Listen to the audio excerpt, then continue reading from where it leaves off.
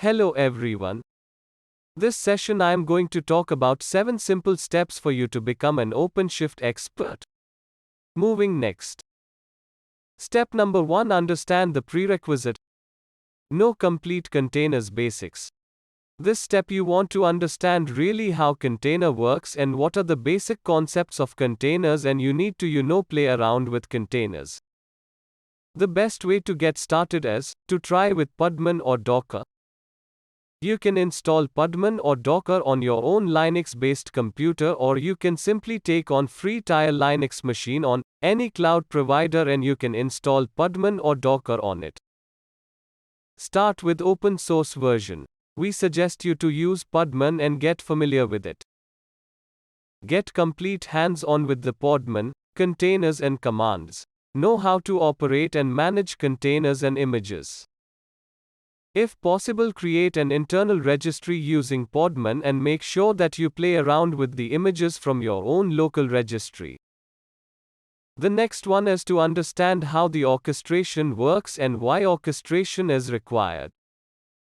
Also understand what are the complications which the orchestration tool is going to help you. And the next one is understand the basics of Kubernetes. Though it is optional, but if you understand the components, then it is really easy for you to understand the concept of OpenShift. Moving next. The next one is learn OpenShift Fundamentals. Know about basics of OpenShift. What is OpenShift, and what are the values OpenShift product is going to bring for you. Know about what are the components of OpenShift. Master nodes, worker nodes, infra nodes and bootstrap node. Know how it works and know how can you scale the environment. Also know how you can install the OpenShift. Next one is understand what is OpenShift architecture, how can you design OpenShift components for your environment. Know how simple and complex architecture can fit and works for you. Then understand how the OpenShift API works. When we talk about OpenShift and Kubernetes, we are talking about APIs, and it is really necessary for you to understand how OpenShift API works.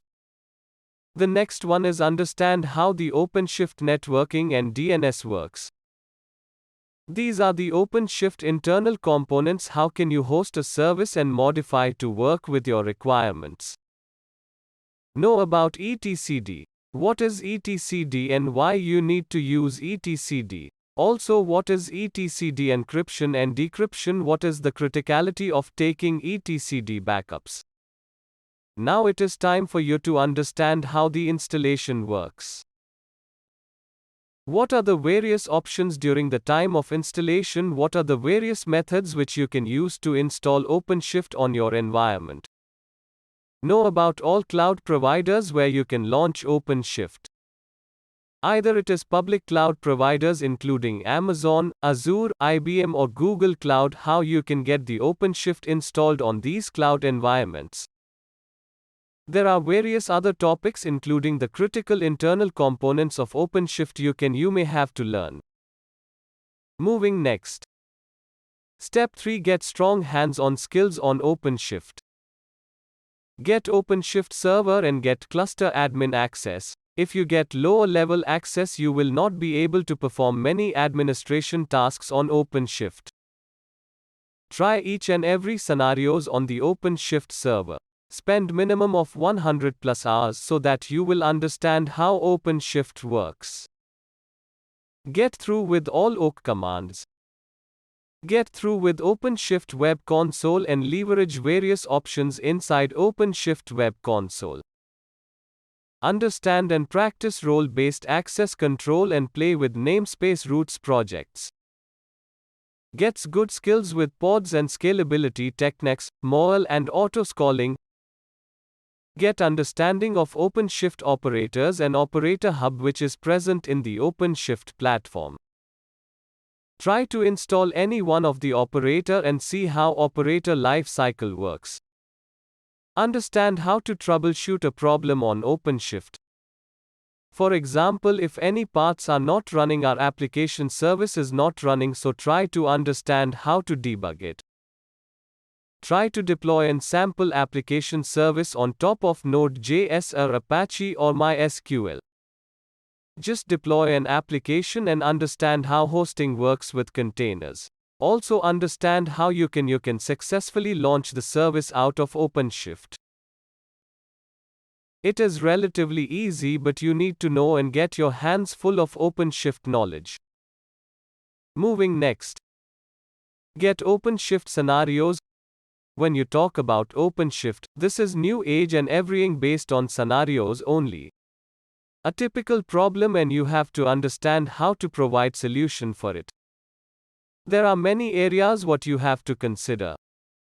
First one is OpenShift installation. There are various options available on the installation perspective. You need to understand what are the challenges and how to overcome it either in the public cloud or on-prem. You need to understand the clear-cut troubleshooting skills and checklist to understand how to cut short the time for problem determination. Problem determination and troubleshooting is one of the critical skills. You may apply your art of problem-solving skills here. You need to understand how the OpenShift networking DNS and routes works. This will contribute major part on production.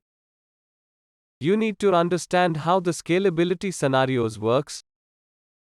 You need to understand what is operators. How you can manage the operator either internet-based environment or air-gap environment. You need to understand the complete life cycle of operators. You need to understand how the monitoring, alerts and events works, being very proactive with clear understanding of monitoring alerts and events. You need to understand the performance issues, slowness, high resource utilization, node hung issues. All of these scenarios are very costly for production environment. Also understand 100 plus key production scenarios where you need to understand and provide permanent solution. Understand how the migration scenarios are working. For example, if the customer is using Kubernetes, how Kubernetes to OpenShift migration works, and second thing is how you can migrate the applications and services which are running on OpenShift earlier version, which is 3 to OpenShift v4. Moving next. Understand DevOps. These are the support pillars where this is must having skills along with OpenShift skills. You need to understand how Jenkins works and what is the purpose and why DevOps skill is very important for an organization. What key problems Jenkins and DevOps going to solve it. How can you install, how can you create pipelines, how can you do everything in the autopilot mode. Moving next. The next one is to understand the automation. You may get the skills on Ansible Tower and understand how can you create the playbooks with Ansible and make your day-to-day tasks automated. You have to understand how to install and maintain the Ansible and create the pipelines with various tools. How can you create fully automated environment with autopilot mode? Moving next. The next important thing is get yourself certified. Either it is OpenShift version 4.5 or 4.6. This will create the key evidence and proof that you have achieved a milestone in OpenShift. Thank you very much for your time, and if you have any questions, please message me on LinkedIn and let us talk. Have a good day.